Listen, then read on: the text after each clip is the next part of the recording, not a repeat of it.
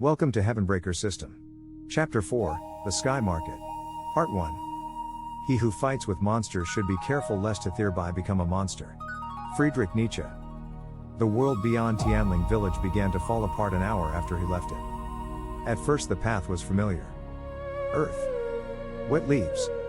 The patient sound of morning insects. The kind of forest that could have existed in Sichuan 1,000 years ago or in a low-budget historical drama right now.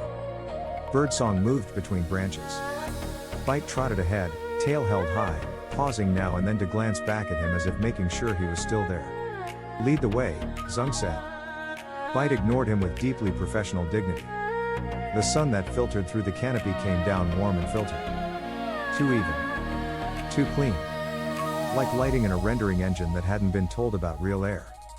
He'd gone maybe 2 kilometers when the first seam appeared. It was small. For a moment, he thought it was a trick of his eyes. A patch of air ahead looked bent. Like heat haze. But not from heat. The trees beyond the shimmer didn't line up quite right.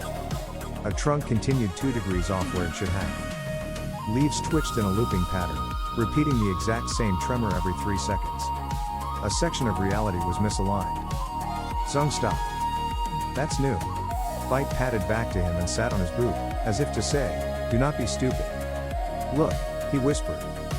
I'm not going to poke it. He paused. I am absolutely going to poke it. Bite sighed in fox. Zeng edged closer to the shimmer. The forest smell, wet moss, bark, distant river, thinned the moment he stepped forward. The air past the seam had no scent at all. Just cold. The hairs on his arms stood up.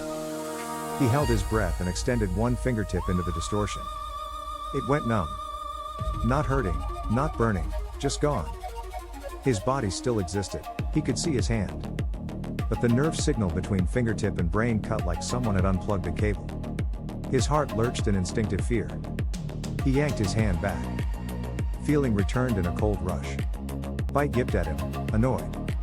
I know, he muttered. We don't touch dimensional tears. I hear it now. He stepped sideways instead and walked along the seam, tracing its edge without crossing it. On one side, forest. On the other, a flicker. Not a void. Not nothingness. A different layer. He caught half impressions, tiled stone underfoot instead of dirt, lantern light instead of morning sun, a flash of painted silk in place of bark. Then his breath caught. A single line of text floated on the other side, repeating in faint, ghostly overlay like a watermark. Instance, Sky Market, Mid-tier Social Zone, BETA, status, partially loaded access, limited. His throat went dry. You clever, gorgeous monster, he whispered to the world. You stitched instanced content into the overworld. You're blending zones. That should have been impossible. Instanced zones weren't meant to leak into persistent areas. They were pinned in their own memory space, spun up on entry and collapsed on exit. Unless the Heaven patch had been forced to weld whatever was still stable onto whatever hadn't melted. Unless the world itself had panicked to avoid fragmentation. He swallowed. How broken are you, he whispered, and how the hell are you still standing? Bite bumped his ankle. Zeng blinked, exhaled, nodded. Yes. Right. Be impressed later. Don't get erased today. He followed the seam until it widened into a tier large enough to step through. Beyond it was a faintly curving path of pale stone hovering above nothing. No guardrail. No visible supports. Just a slow drift over open, sunlit air. The Sky Market. Up close, it wasn't a single floating island. It was a chain of fragments. Stone terraces and rope bridges and bits of carved foundation drifted alongside one another and locked like loose teeth in the jaw of something enormous that no longer existed. Wooden stalls clung to them like barnacles on whole plating. The sound of bells moved on the air, not from a single source but from dozens, soft and overlapping. This time, unlike last night's emergency instance, he felt invitation. No red warnings. No siren from the patch. No aggression. And something else, movement. The market wasn't empty. He stepped through. The first step was clean. The second felt like stepping off an elevator that hadn't quite lined up with the floor. His sense of weight stuttered, then corrected. Bite slid in behind him without hesitation and shook once, as if throwing off static. The smell hit him first. Spice smoke, lacquered wood, oil from frying batter, a bite of metal shavings, dried herbs, something sharp and medicinal that made his tongue buzz. Tianling had smelled like rice and river silk. This place smelled like 10 cities met in the sky. Wind brushed his face. Wind that wasn't from the valley below. Wind that tasted faintly of ozone, like the air after someone plugs too many things into a cheap power strip. He let out a breath he hadn't known he was holding. "Welcome back," he whispered. He couldn't help it. He'd helped design this place, not just as a map, but as a feeling. The plan had been that this would be the first time a player felt like the world opened. No more fenced-in starter villages. No more pastoral tutorial forests. Here they'd hit the first taste of real scale. A living market above the clouds. It had never made it to release. And now here he was, standing in the ghost of that dream years after the studio was dead, like walking through a memory that had kept breathing without him. Something flickered in his periphery. He turned. At a nearby stall, under an awning of faded crimson silk, an old man in layered robes was arranging neatly bundled talismans in rows. He was thin but not frail, eyes sharp, movements precise. Every gesture economical. Not an idle loop. Zeng frowned. NPCs had tells. Even the good ones. Their idle cycles gave them away. This man wasn't doing any of that. He moved like a vendor at an open market, bored and proud and already done with anyone's nonsense. When he saw Zeng watching, he scowled. "Well?" the man said, voice gravel soft. "Are you buying, or are you standing there like a dropped packet?" The words hit Zeng so hard he almost choked. "Dropped packet," he repeated.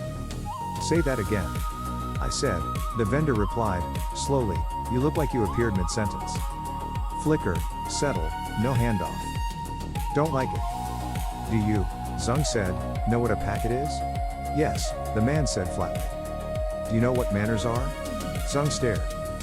"Okay. Right. Sure. Yes. Sorry." The old man snorted softly and went back to arranging the talismans. They were small slips of paper, each painted with a looping ink mark. The strokes were beautiful and wrong. At first glance, they were old talisman script. Looked at longer, he could see they weren't script at all. They were hash. Lines from a checksum algorithm, disguised as calligraphy. He felt a shiver run down his spine. "Where did you get those?" Zeng asked quietly. The vendor kept working. "From traders. From sect brats who need quick cash. From scavengers down in dead sectors. From children who don't know what they're selling. From anyone with hands in desperation. Where do you think?" "I think," Zeng said, "these shouldn't exist in your world." The vendor looked up at him again. This time, his gaze sharpened, like a blade turned in a whetstone. "Not my world," he said, and Zeng heard the emphasis. Zeng opened his mouth. Closed it. Adjusted. "What do you mean, not your world?" The old man lifted one shoulder. "I wasn't born in your valley, fallen one. I wasn't born under any sky you'd recognize. I remember when the air tasted different. Before the light bled through. Before the edges of things got glued together wrong." Zeng felt the hair on his arms rise. "How long?" he asked softly. "How long what? How long have you been here?" The old man went back to arranging the talismans. "Oh," he said dryly. "That depends on whose clock you mean. The market's time, or heaven's?" Zeng let out a slow, shaky exhale. "Okay," he whispered. "We're doing this. Fine." Bite, who had been quietly inspecting a basket of dried fish, looked up at him with a very clear expression of "Are you making friends with glitch merchants now?"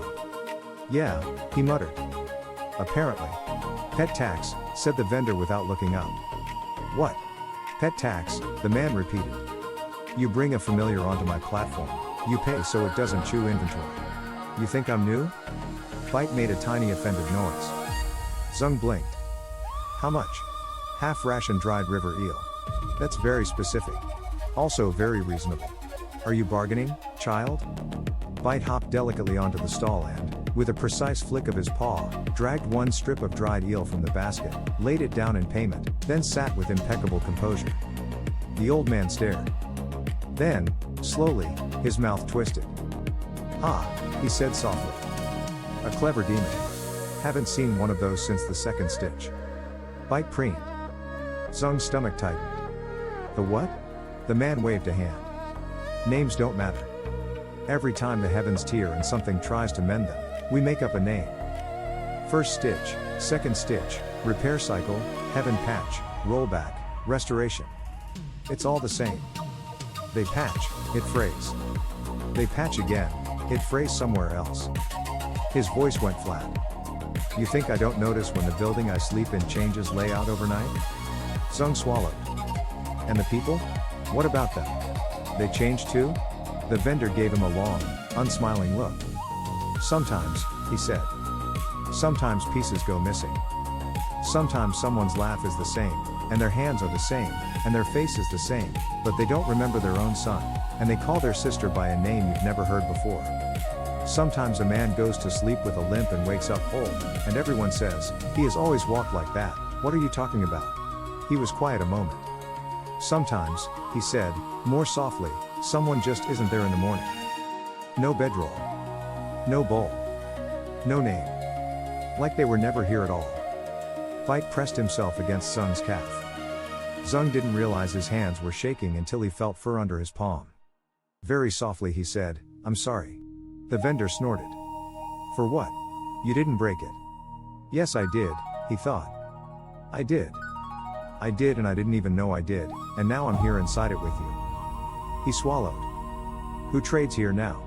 He asked, voice roughening. Who comes through? People who don't want the sex watching. Travelers. Exiles. Broken code with legs. Hunters. Smugglers. The desperate. The bored. You know. The vendor shrugged. Pilgrims. Pilgrims? They all say the same thing, the old man said. They're looking for the core. Zeng met his eyes. Are you? The vendor asked quietly. Zeng felt that question in his throat. Yes, he said.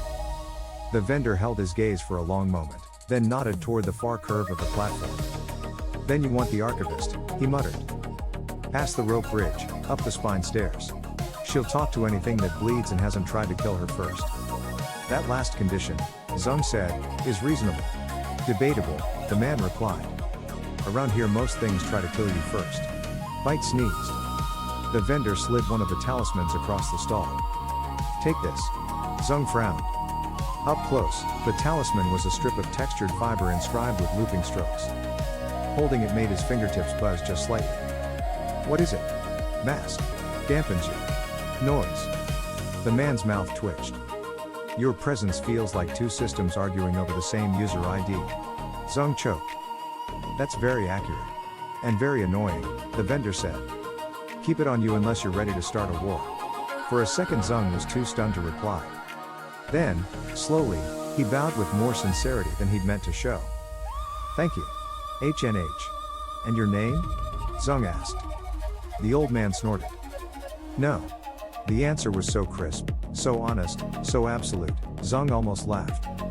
Fair. He slipped the talisman inside his robe. Bite, apparently satisfied that payment protocol had been properly observed, leapt down and rejoined him.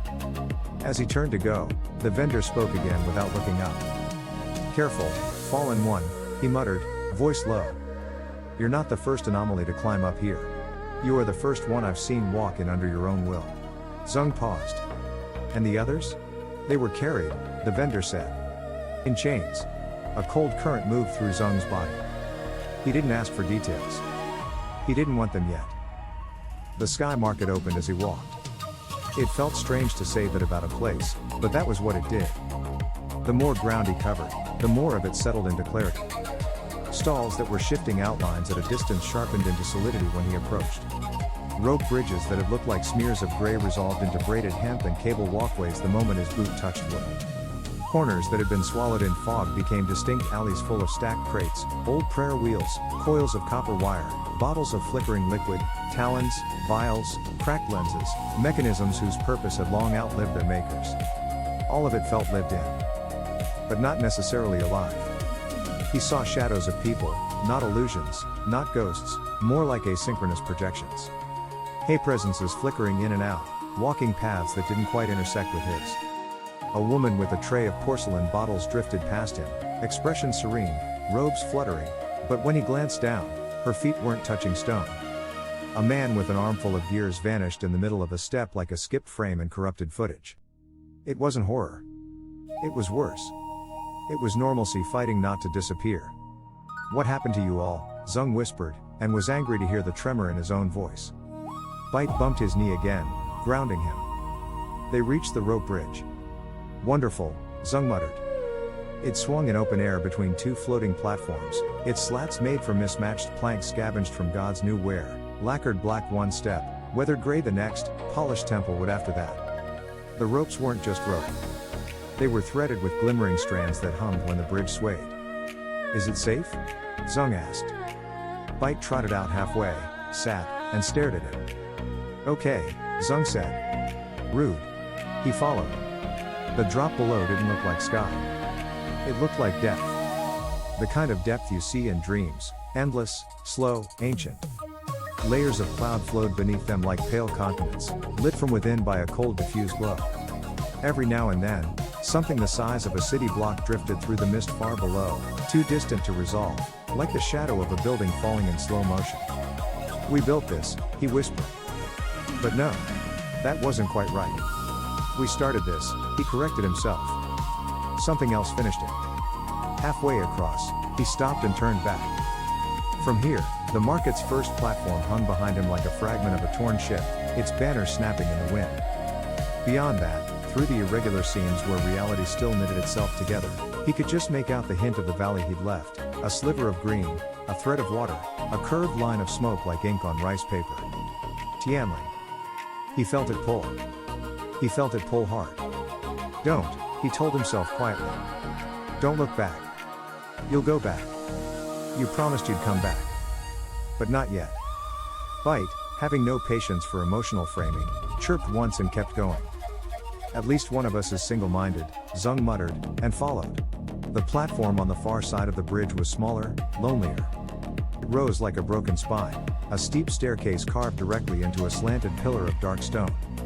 The wind hit harder here, edged and metallic, cutting through his robe and making his eyes water. Carved into the base of the stairs was an arch, and carved into the arch were symbols. At first glance, decorative sigils. At second glance, checksum branches and access control logic.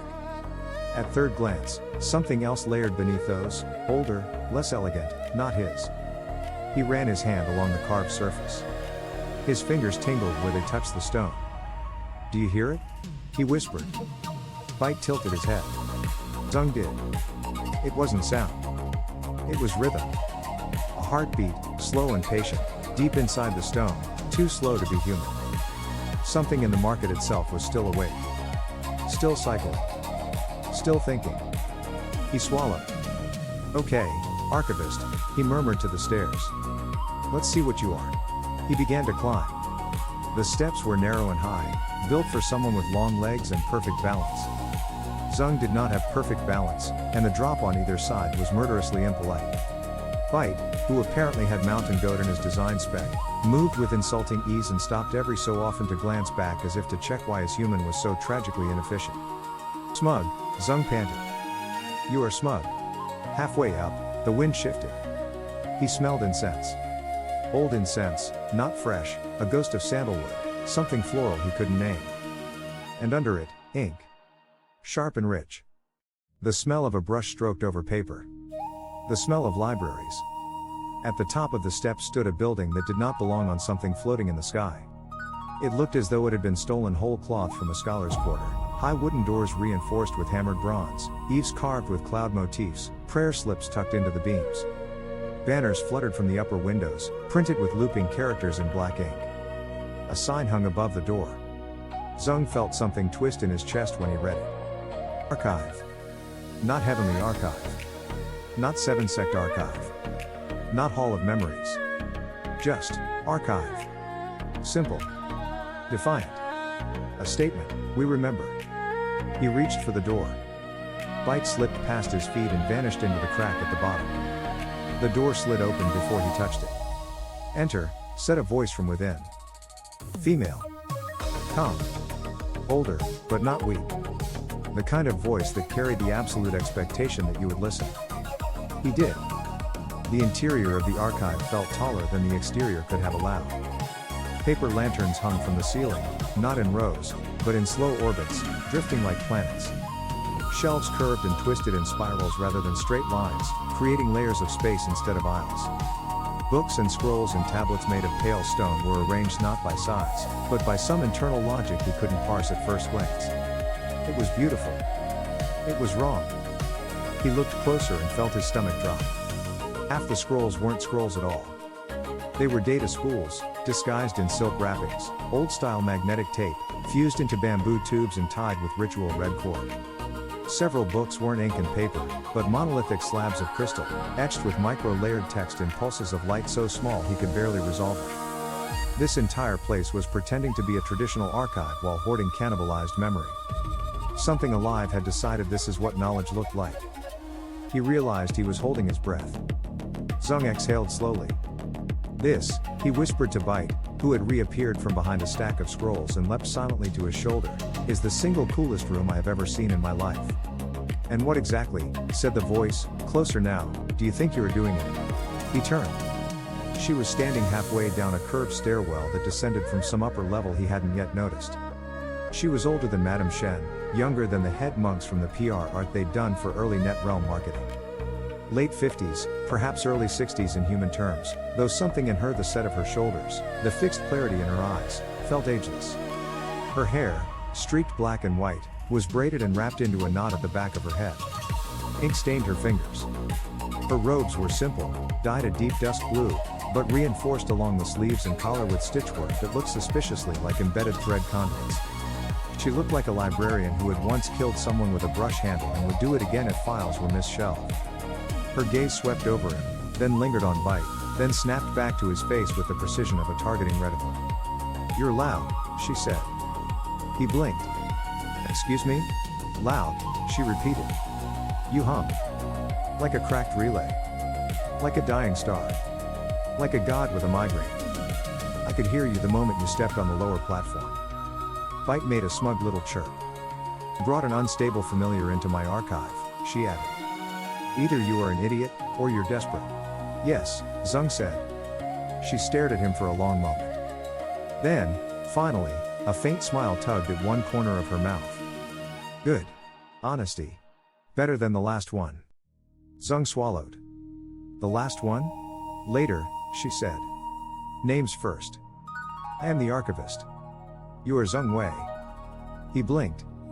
"How did you?" She arched an eyebrow. "You're very loud." "Right," he said weakly. "Of course. You are also," she said, tilting her head slightly, "not entirely alive." His mouth went dry. "That's a little direct. I am a little old."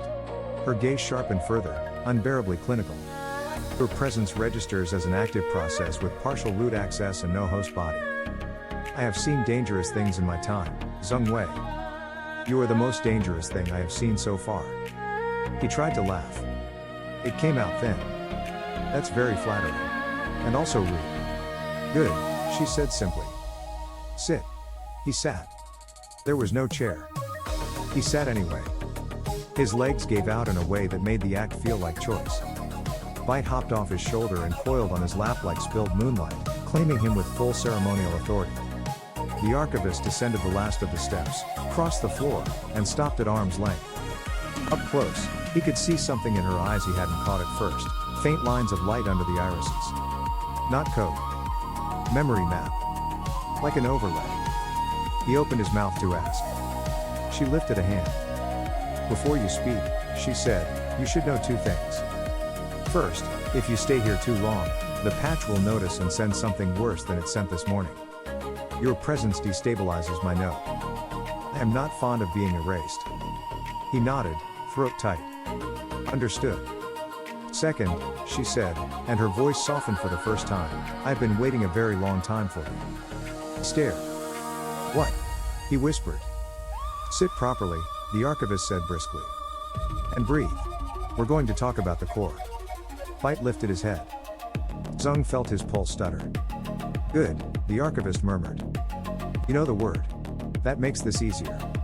"Not sure easy is in my vocabulary today," he managed.